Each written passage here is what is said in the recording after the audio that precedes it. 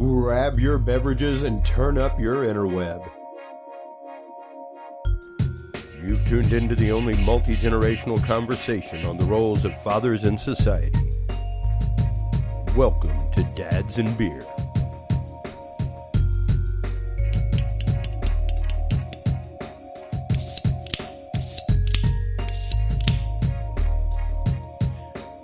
Well, hello everybody, and welcome to episode 2 of Dads and Beer, brought to you by Dudes and Beer. I am Chris Jordan, your host, the host of all of it here at Dudes and Beer. I guess technically I am the dude. With me tonight is one of my dudical dudes that I love duding with, a member of our Revolution Digital Group family, host of, how do we start? I guess we can start with those damn comic book guys, go into Fuck Your Opinion, and then after that go into KUTX 989, The Breaks. Yeah, which I will be doing after this. We got Poppy's son, Confucius Jones, with us this evening. Hello, ladies and gentlemen. Yeah. Hello, I'm Confucius Jones. He gave a better introduction than I could ever give. So yeah, me and him are both men of multi-talents. Yeah. We are everywhere you want to be. Basically. Yes, and speaking of that, that's what we're getting into this evening, is being a father, being everything that you want to be as a father. And when we come back from this break from our sponsors, we will get into that and so much more. Have you ever thought about brewing your own beer? Is the urge to brew there, but you just don't know how to get started? Well, Dudes and Beer is here to help. Stop on by the new Dudes and Beer Amazon store and check out all the great brewing supplies and gear today. We have it all, from instructional books and do-it-yourself kits for beginners to 16-gallon cooking vessels, carboys, bottling supplies, and cleaners for all you homebrew pros out there. Everything you need to brew your favorite beverages, even distilling equipment. So stop on by the official Dudes and Beer store today and get your hand on the greatest new brewing essentials. Simply visit dudesandbeer.com and click the Dudes and Beer store tab. Once again, that website is dudesandbeer.com and click the Dudes and Beer store tab today. Happy brewing, everybody. And until next time, drink responsibly. And we are back, folks. And literally, as we sit here, my beautiful wife, Amy, is out at her theater. Confucius has been rapidly texting back and forth with Aaron Knight about their show tonight on KUTX. Yeah, it's definitely him, yeah. And the baby Dalbus is sitting over here right next to us, just looking at a microphone, just watching. He's just waiting for his podcast. He is waiting. He is waiting for his moment. I guarantee you, at some point, he will probably chime in. Yeah, so I don't blame him. He said, "This is my house. Y'all just Confucius just visiting. It's my damn show. Yeah, you have this show because of me, Father. You're lucky the good Reverend isn't here tonight. Show his bodyguards a thing or two. You need to back up. Well, but yeah, it's always a pleasure coming on any show you have Absolutely. going on, because I love doing these shows. I don't think I'm the most person that's ever guested, but shit. We've had some great adventures. You're up there, We've man. had the adventures from the strippers to Tia to those damn comic guys. I would probably say that you are the most recurring guest on Dudes and Beer. I'm basically Alec Baldwin on Saturday Night Live. Yeah, I have the most tenured guest hosting. Yeah. My brother being Steve Martin. Yeah, basically. We're in the 5 hosting club. We're in the club. Just before him. And it's him, it's like Dan Aykroyd. Like, yeah, we're all in that club. I'm honored. I love the show. I love doing it. And we love having you on, because literally anytime you're on, it is a straight and honest conversation. And that's one reason why when I told you I was starting Dudes and Beer, you were like, "Are you shitting me right now?" Dads and Beer. Or Dads and Beer, yeah. Shout out to the liquor. That's the beer part talking. That's the beer. That's the beer, not going to lie. But yeah, when you were like, "Are you joking, man? Like, you got so much going on. You really want to do that?" And I was like, yes, I do. Because much like I think Dudes and Beer, whenever we do get into those conversations that are world shaking, that cover and hit hard topics, whenever we do talk about, like we did the other night, talking about aliens and hidden knowledge and things like that. Mm-hmm. And even the episode that I did with you on FYO, with Robert Muhammad. Yeah. Brother You Robert, know, I mean, that was amazing. That was a And- dope episode. and That's my those- favorite F4 episode of all time. Yeah, that was probably one of my favorite episodes to ever record of all was a good time. episode. That was a good Seriously, and like I've been on broadcast. Like I've had some guests, my friend. Yeah.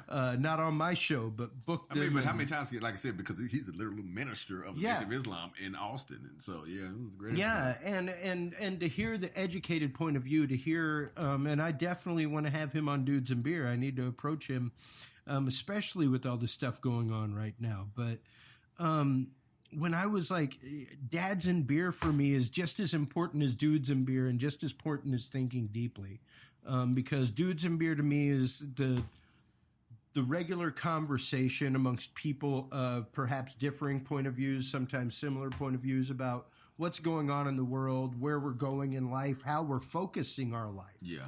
And Thinking Deeply kind of breaks that down a little bit more. But for me, Dads and Beer is so important because when I found out Dalbus was coming, about a year or so before I had really started getting into the concept of archiving all my old radio shows that I was on. And now it was like, it went into hyperdrive. It was like, man, I gotta digitize all my poetry. I gotta like start up a website. You know, I gotta put everything out there so that when he comes of age and, you know, He can listen like, to it. everything's Yeah. there. Like everything that I've composed is Imagine in one if like our parents had reliquary. podcasts just to hear Yeah. them going through the different transitions. Well, and that's just it, you know, like that's why like the first unofficial episode of Dads and Beer had my wife on it. And it was just before he was born. And I went in and did a Thinking Deeply just before he was born, like literally in the waiting room. I was broadcasting. That's the best time to do. I was I haven't broadcasting. thought of that. Now, granted, I'm done with kids, but yeah, you know, if I Because like it's hitting me like as of right now, like there were a lot of things that because of the way I live life, because of the way my decision making process works, I don't try to put a lot of things on something. You know, I don't put a lot of negative connotations on stuff. Yeah. You know, because you know me, I'm big into the concept of manifestation, and I'm not going to put negative energy into something. I'm not going to think bad things about what could happen to my child in utero. I know that is a possibility, and there's like a 15% chance. Whatever, dude. And ladies and gentlemen, Yeah. Chris has the most handsomest, healthiest, full-bodied child I've seen in a while. He is a badass. I'm not going to lie. He's ready. He came out talking with his credit score already in a good place. Oh, he came into the world with no credit score in place, my friend. He came in owing a whole lot I'm of going credit. to ask your son. I'm going to ask your son to sign off on a call for me next year. Oh, you shy. If that's the case, he needs to start looking at a house for us. Shit. Go ahead and add the apples to this right here. Go ahead and sign this Yeah, down. yeah. Don't worry about it. Don't worry about it. Just Excel work. That's his signature. It's all right. It's all right. You don't need to read it. You know he signed. You saw it. But, you know, it was literally like whenever I said it, you were like, oh, do I get to come be on Dads and Beer? I was like, of course you do. Like, of anybody, I want you on Dads and Beer. Yeah, 'cause I'm 3 in. Yeah. You're like, you're 3 deep. Yeah. You know, and they aren't necessarily Irish twins. Yeah. You know, I've like, been a dad for over 10 years. yeah, so. like you got an older one, you got a younger one, like Oh, you don't got bother them, me. you got them speckled around. Yeah. Well, So, you know. like, You did it the right way. I did it the exact opposite. I wasn't married. I don't think there is a right way, man. In Quite terms of honestly. procreate? Okay, I see what you're saying. Quite honestly, I really don't think there is a right way. I think that life presents the opportunities to you when you need them. True. And just knowing what I know of you, I know we've had a few spurious conversations about personal life, things like that. Yeah. You can't say the coming of your kids didn't calm you down, pump the brakes a little bit. I would say, and make you realize with some kids, things. and I've heard a lot of people say, I'm getting ready to have a son or a daughter or something, about to change this up. It Mm-hmm. really does take you wanting to do it for yourself. Because I know a lot of people that say that and then still don't change. But for me, and I can almost guarantee it's the same thing with you, when you finally have a child, it does kind of make things more focused than they ever were before. Oh, yeah. You might have been focused greatly before, but the child is like, that's not You just saw about it me. right next to my editing monitor. Yeah. Has been like since he was a peanut. Exactly. So Bam. you have to like it's there in my face, just like I've said many times before on our podcast. Until you put it on a calendar, until you put it in front of your face, it's not real. You can dream whatever dream you want. You have not set a date. You have not said, by this time, this will happen. True. And once that peanut was up there, it was like, there is no doubt. We know within the next 39 weeks, that little peanut's going to be a little man. Yeah. And they grow, and he's going to be here. They grow, and it's exponential from that point. Well, yeah, because at this point, I always tell people that once you have a child, no matter what you accomplish for yourself, if your child becomes some fucked up degenerate, then that'll reflect on you as a parent. Well, and let's get into that a little bit, because for those of you that don't know me, I spent my time in the seminary. I did things like that, but I will tell you this right now: I am a failed human being. I'm a flawed human being. Everybody's flawed, but you're not failed. You're not I'm failed. not failed now. I'm not failed now. That's what I'm going off of. When I met you, you've really been on. You've been amazing. That's just it. My wife is like, I don't know where you're coming from, and I'm like, there is like a whole decade of my life that you were not a part of. That was it was pretty deep and dark, and it was like, I worked to dredge. And I was down at the bottom of the ocean. I mean, you got to start somewhere. But like I said, I guess me and your wife are looking at it from the perspective of, I don't know that Chris. Yeah. But then a lot of people like that with me. And the same thing, at the same token, I don't know that Chris anymore. I don't want to know that Chris. That Chris is the dude that, like, the advertisement on the radio right now for this radio show is like, if you're this kind of mover and shaker and you're going to do this, and hey, unlike my friend Richard Linkletter, if you're a slacker, no need to apply. And boom, like, me, I'm a mover, I'm a shaker, I'm going to do what I'm going to do. Yeah, innovator. And my wife knows, like, when I get that manic concept of something, it's best to probably just, like, give me some room and let me splatter the paint on the wall and see what happens. Yeah, well, you know what, you say that, and I 130% agree. I don't know why I did 130%, but I agree. Because people meet me now and they say, well, you're this comic book nerd, you're this guy. And I said, you know what? I'm glad you called me that, because there was a point in time when I was a whole different person. And I don't want to even know that person anymore. So I'm glad that you look at me as this guy that does the radio, podcasting, comic books. That's fine with me, because there was a point in time when none of that existed.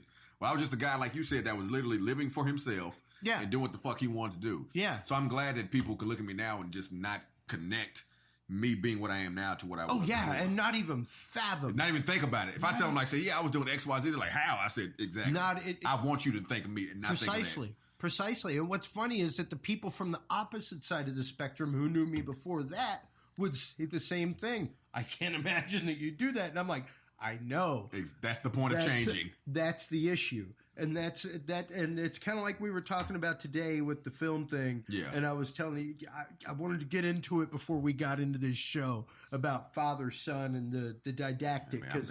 Because there's some deep stuff going on right now. Yeah. And I'll tell you about it after we're done, because it doesn't need to be, like, laundered on air. Yeah, this is behind the scenes stuff, guys. Let's just say that. It doesn't need to be laundered on air. Oh, speaking of dads and beer. Speaking of dad, come here, my little man. Come on. Dalvis is going to hang out with us for a little while. I told you he was going to pop on the podcast. He's got something to say. You know, it's crazy because I guess I have two younger sons and an older daughter. Oh, yeah. And if we were to do the show at my spot and they were there, they would literally probably push you out of your chair or you just sit on the table. Take over Exactly. My oldest son is on one of the comic book podcasts. I don't know which episode, because he called me when we were recording it, and I answered it. He was like, "Hey guys," and that's all he said. So, but one of the things about being a father is that it is one of the most fulfilling things, because you have somebody look up to you. Like Chris was saying, who we were before, we don't want our kids to look at us that same way. Yeah. Because I grew up with a lot of people that look at their dads being that type of person that me and Chris used to be, and I don't want to look at my kids look at me that same way. Yeah. Well, and that's just it. Number one. I will never, much like when I was assistant youth minister, much like when I worked with children, things like that, and taught, you have to be very careful with the way you give the lesson of the parable of your life. All right, because it is a parable. All right, it's a fable. It's a story by Aesop here. Okay, it's an epic journey that at the end of it has a twist that teaches you a lesson, and that's what all of our lives should be by the time we hit 40, something like that. You know, we should have learned some epic lesson in life that we can then pass on, and that's personally how I feel. Not everybody by the age of 40 has learned that lesson. Yeah. I mean, I have people in my family who have kids that they didn't ever get their shit together. Now, like, and granted, like, I have made some huge mistakes in my life, but I've also made some great reparations for those mistakes and done some fantastic things to pass things on, to make sure that other people have learned trades, to make sure that other people can do what they need to do. Well, okay, here's your passing on. You had a crib made for your son that you want for him to pass on to his children, which I thought was amazing. Oh yeah. Most people when they have a child coming, they buy as much as they can just to sustain the child, but they don't think about, hey, this might be good enough for my child to, when he gets older and has a child, to pass on. Yeah. Like my grandfather, who is my namesake, Confucius Jones. I didn't get anything. The only thing I got from him was pictures, and of course his namesake. I didn't really get the stuff. And he was a tremendous man. He was a principal, like I think the first black principal, a major black principal in Austin. He was the first, I think, teacher in Pflugerville. He knew the Pflugers. Wow. So, wow. But I don't have. Only thing I have is what people tell me. I don't have pictures. I don't have stuff that's passed on to me. So I agree. Legacy is extremely important. I want to assume that's why you're doing what you do with the podcast. And that's what I do so I can pass something on to my kids and say, look, this is who I was. This is what things were like when you were small. Because I have no recollection. I have no direct memories of when my parents were before I was born. All I have is what they've told me or what I've somewhat seen. My mom destroyed all the pictures of me, her and my father when I was born. So I don't really have those type of things. And I could see that in certain relationships, you know, most definitely. I mean, I happen to have numerous stepmothers throughout my life.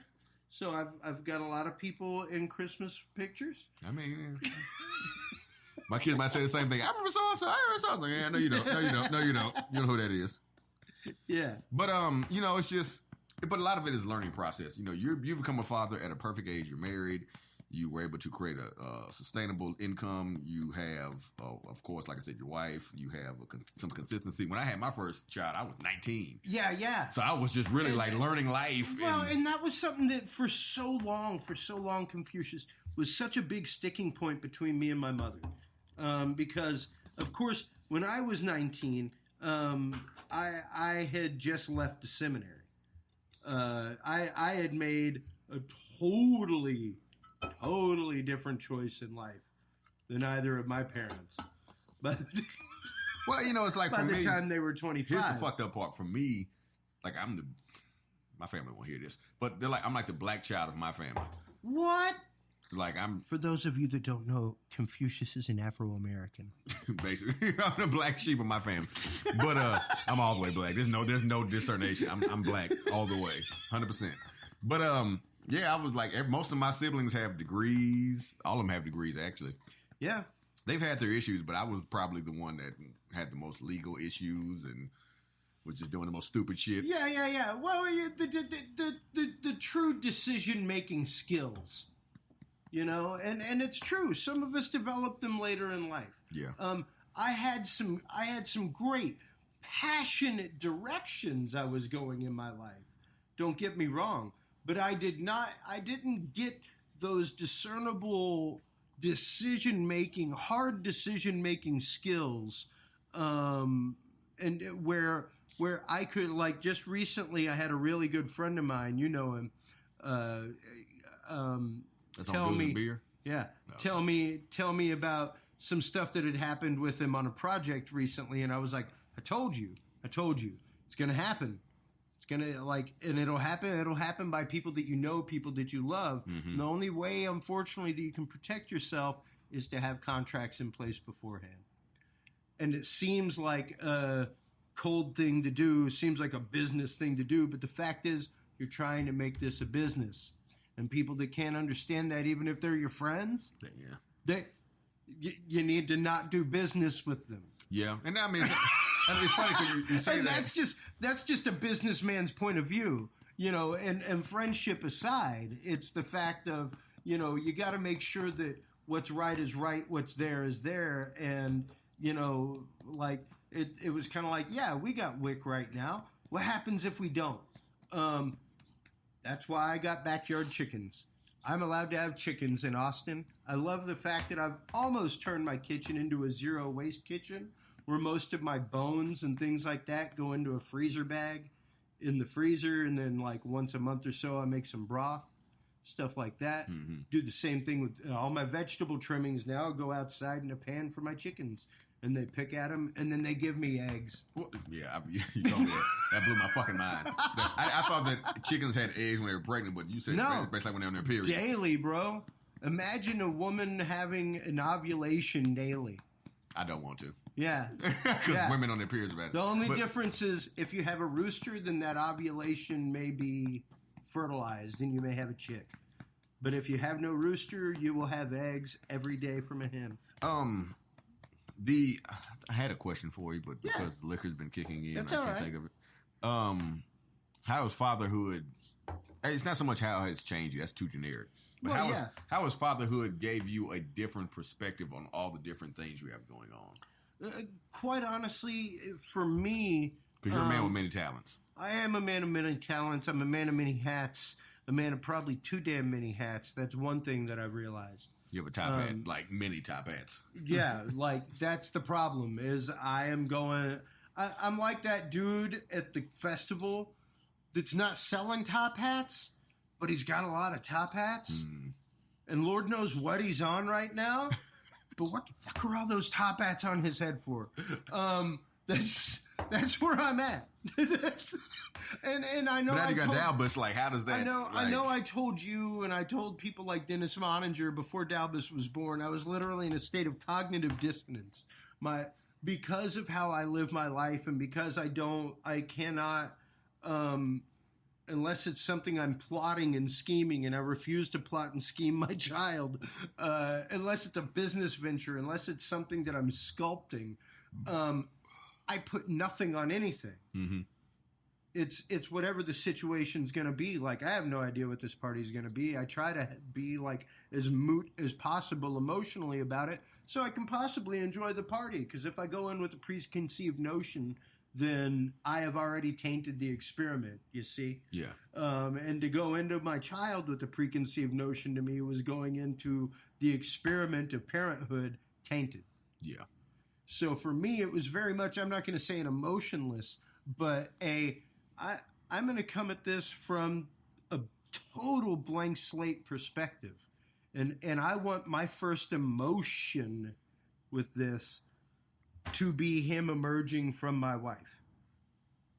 Like that's what I want my first emotive connection to my child to be. Not that it wasn't like epically awesome. You know me, I'm a tech freak, dude, and because my wife was over 35, we got like, and here's a little tip, folks, if you wait till you're over 35, they throw mad science at you. Yeah, I think your wife told me that y'all had like doctor appointments, like crazy amount of doctor appointments. Oh, man, we went to our parenting class, and it was like, seriously? You people have seen your baby like twice in 9 months?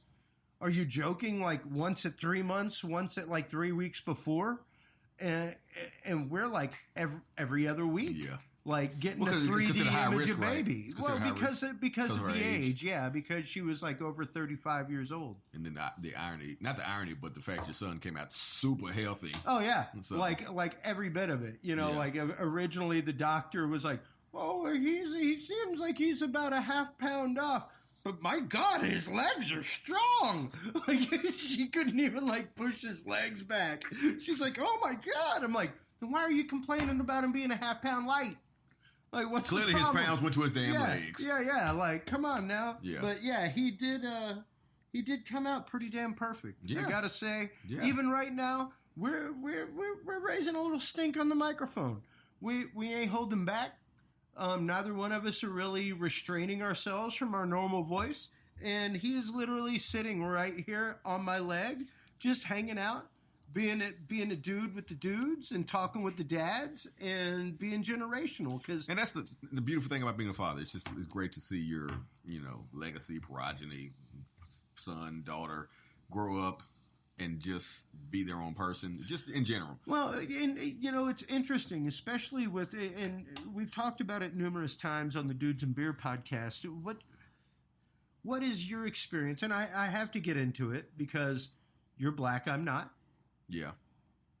What is your experience with school, with things like that, with your child? I mean, is it something that you literally worry more for your children?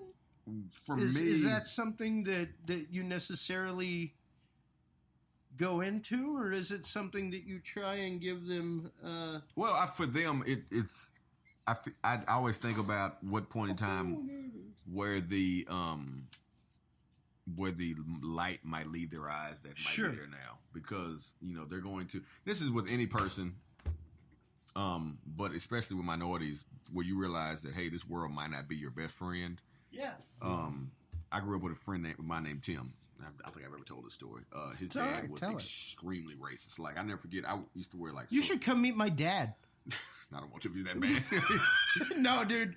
Come over for some barbecue. Meet my dad. It'll be fun as shit. Oh, God. But yeah, I went over. I think I was like in 6th grade, and I went to go see Tim at his family's house, and I think I had slides on. His dad looked at me and said, "Those are nigger slippers."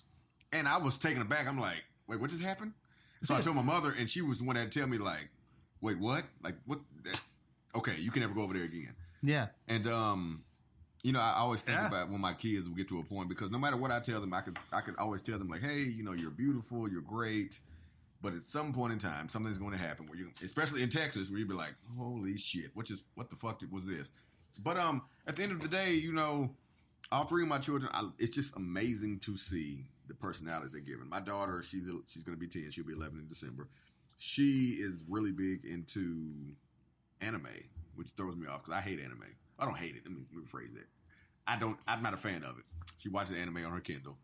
My oldest son, who'll be 5 in July, he is. If you guys are listening to this podcast and you hear me talking, if you heard me before, he is literally like a mini me version of me. He has an attitude. He is very inquisitive. He wants to know what the hell is going on, but he's also, my oldest son was born one leg, so he has a prosthetic. Oh, wow. I didn't know that. Yeah, my daughter is autistic. She's low in spectrum. She's autistic. And then my youngest son, he'll be 3 on Tuesday. When's this episode come out? Next week. So yeah, he'll be 3 when this episode comes out. Okay. But he is taller than my oldest son. And all of them just have different personalities. They all, interact with each other. It's funny because my youngest son mimics he mimics my oldest son. And that's just that sibling thing. It's an imperative, man. Like it's gonna happen. I did it with my older brother. See, exactly. I have an older brother who's 10 years older than me, and for a long period of my life, I modeled myself after him. My older brother is maybe 5'6", and I'm clearly taller than him. I love my wife so much, and you know this, Confucius, and I love my baby, and I love my God. But it's my older brother. My older brother is my best friend in the world. He could do no wrong to me. Yeah, like I could find out he has like 20 bodies buried in his backyard. I'd find a way to explain it. You know what? There's a fucking reason for that. There's a reason for that. I bet they did something to him. There's a reason for that. I bet they did something to him. I'm going to find out what these 20 fuckers did to my brother. Exactly. To make him kill all of them. My brother... So bad. I'm to the point where I'd be like, why didn't you call me to help bury them? That's my thing. Like you did it by yourself. Where was I at? Like you could at least let me help. But yeah, that's I can look out. Exactly. But see, my 2 sons, they're 2 years apart, but I'm 10 years apart from my older brother. But I also have a younger brother who's 8 years. I'm 4 and 3.5 from mine. Well, I have a younger brother who's 8 years behind me, and the same thing. It's always this like dichotomy of. And it's interesting because this is the second show. Because the intro says it's the only multi-generational discussion of the place of fatherhood in America. That's the tagline for this show. Yeah. And it's true. And in episode 2, here we have it yet once again, where my guest is somebody who's almost 15 years my younger, Yeah. but yet still has like 15 years almost more experience With being than a father. me of being a father. And it's crazy. And what's it like to you now to have a son who is coming of age? Like he's coming 11, you know, and there. Well, my daughter's 11. My son is going to be 5. Okay. He's going to be 5. And Oh my God, even worse, dude. Because I mean, you live in Texas, and quite technically, your right is for each. And I know this sounds sexist, but for each cup size, you're allowed to buy 1 gauge of shotgun. I don't see sex about that. I don't think they were. That's just a protective means, people. I just, you know, it's, But what's it like for you as a dad? Because I mean, of course, any dad like my son's my boy. Like it freaks my wife out. Like I told you, I could sit down and play that organ at full tilt, holding him, and he's quiet. it's a weird, like, I will say there's a different feeling from having a daughter and a son, because you can, no matter how grown your daughter is, she can never be full of you because she's a girl. But when you have a son, you're like, okay, this person could literally grow up and be the exact copy of me. It's like, please give me a reason to kill for you, little girl. Yeah, exactly. Give me a reason. And with my son, it's just, I don't know. It's just, I love my sons. I love them. They're amazing. Here's an honest question for you. Here's an honest question that they'll find out years from now. Are you harder on your sons than your daughter? It depends. Okay. Here's once again, I have 3 kids. Remember this. Okay. And they all have different needs. Yeah. So there's my that daughter to be said as well. She has less needs, obviously, because she's older. I don't have to make her food. I don't have to beckon and run her beckoning call because she's old enough to get her own thing going. My son, my oldest son, I treat him a little bit different because he is my son, and also because he's the more emotionally driven one.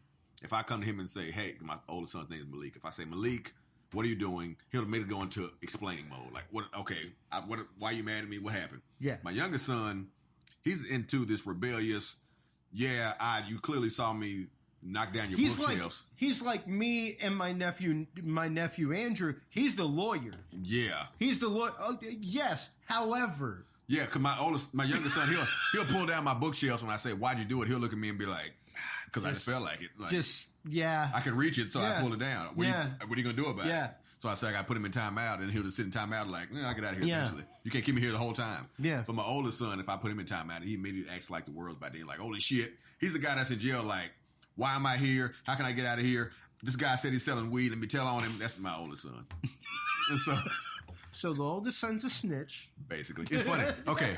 I love my kids. But funny story. So that should be a new thing on Dads and Beer is how do you rank your children in prison terms? Oh yeah, my oldest son's telling. He's telling. Come here, son. This past weekend I had all my kids, of course, and like I always tell them, don't hit your sister. One because she's a girl, and 2 because she's older than y'all, and she can throw y'all across the room. I've seen it. She will destroy you. Exactly. But I said don't hit her. So I heard some commotion going on in my bedroom, and I heard her say, "Hey, stop! Don't stop throwing stuff at me." So I told my son, "Hey, come in here." So I asked my youngest son, "What happened?" He said, "Malik hit Cyan." It was my daughter. So I said, "Cyan, come in here." I said, "Cyan, what happened?" I said, "Malik, what happened?" He said, "Khalil was hitting Cyan." I said, "Cyan, come in here. What happened?" She said, "Well, Malik and Khalil were hitting me." I said, "Okay, everybody's in timeout." I said, "Malik, you're in timeout because you tried to tell on your brother and get him in trouble and ignore the fact that you did it. Yeah. And 2, you shouldn't be hitting your sister." So it's this weird like thing where kids go through this phase where they have to tell on everybody. Sure. Because my youngest son, he's not in school yet. He's in daycare. So most of the kids in daycare, either they don't talk much or they just play and mind their business. But my oldest son, he's in school. He's going to kindergarten next year. So he's already a part of that system where as soon as somebody does something that's what we're doing, then tell. I always tell him, I said, stop telling me. Stop telling. He'll say like, Khalil wasted. See something, say something. Yeah. And Khalil wasted a piece of cheese on the floor. I'm like, leave the room. Don't come in here with that shit. Yeah.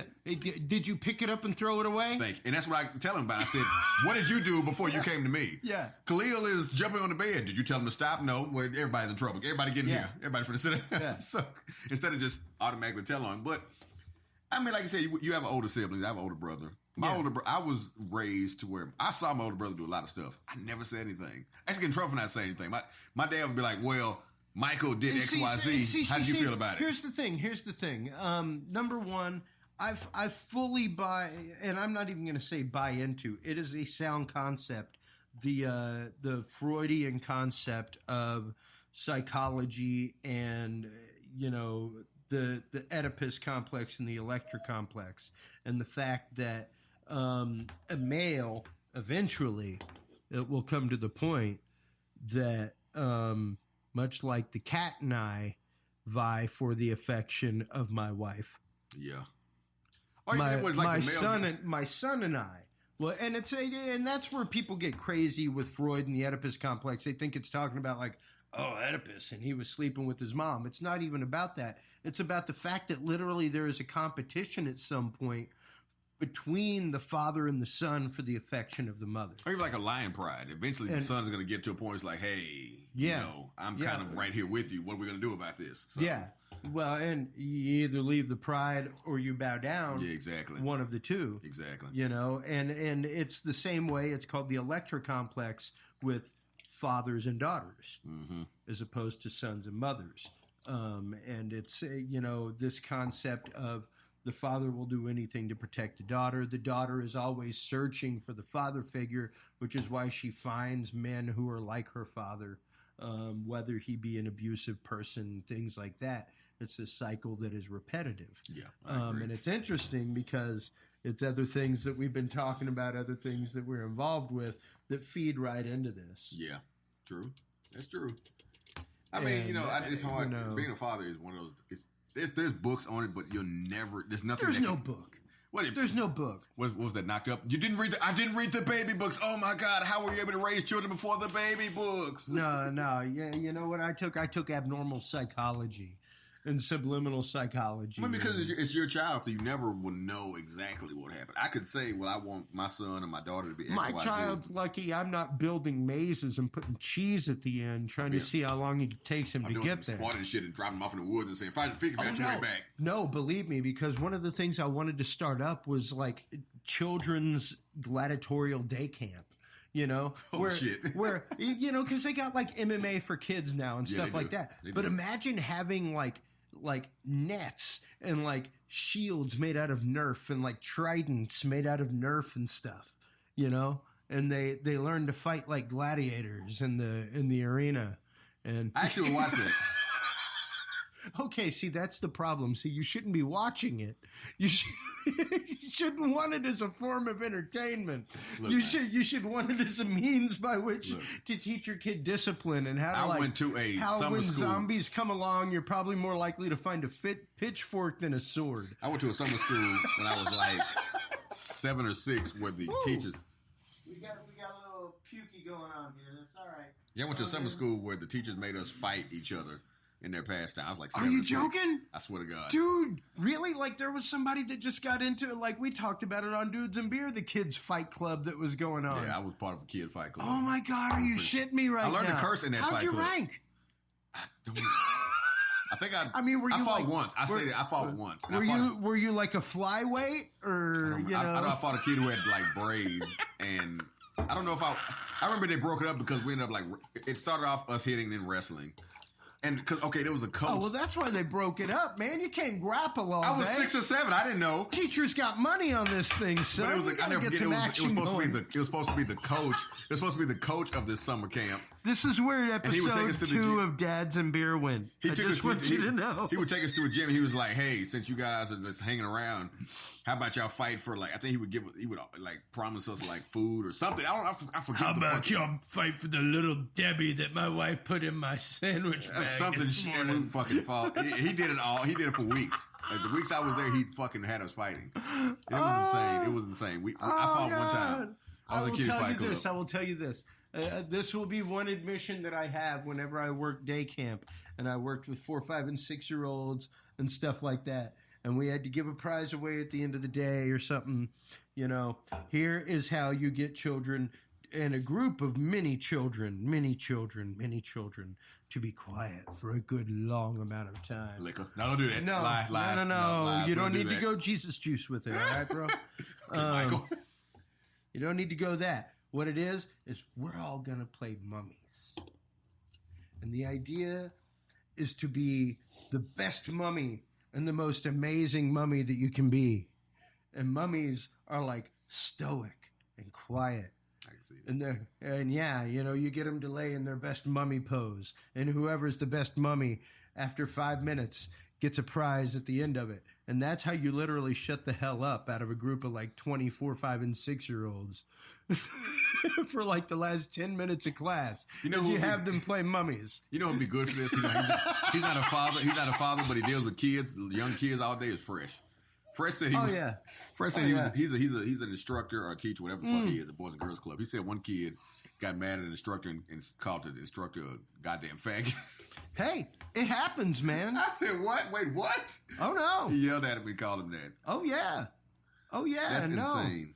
Like, I've seen some stuff, man, and I've been there, and that's just it. Like, that's what gives me confidence is the fact that I've taught ages 4 to 40, and like I tell people all the time, the only difference is by age 40, you should know better than to pull people's hair. In a fight? Anyway, period. You should know better. Other than that, we're all just as selfish as this baby is a 5-year-old. We're all just as childish. A 4-year-old will come up and ask you the deepest question right after a 40-year-old comes up and asks you, like, which way is left? And it's like, I don't know, the one that looks like L, you dumbass. But... I hate this. I know.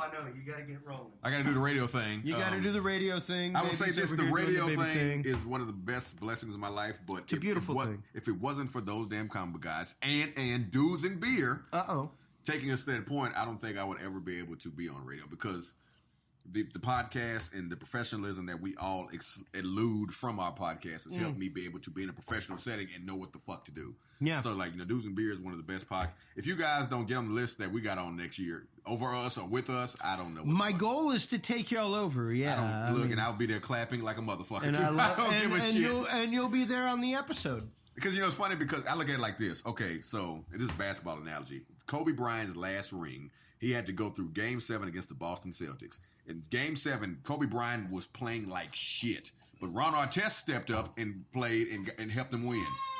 I don't give a shit who is playing well. As long as we all get a ring, hey, I'll take that damn ring. I don't give a shit who's playing well. It's all about the team. Exactly. It's all about the team. So if you're at the bar now, I'm like, yep, Dudes and Beer. I've been on that show numerous times. Let's do it. Let's do it. And that's just it. When it comes to kids, when it comes to dads, it's all about the team. Exactly. And sometimes you got to take one for the team. Sometimes you got to be the organizer of the team. Sometimes, like tonight, you got to be taking care of the whole team. I'm taking care of little man while we're sitting here doing the show as we speak. And as Confucius is getting ready to take off to the wonderful show called The Breaks.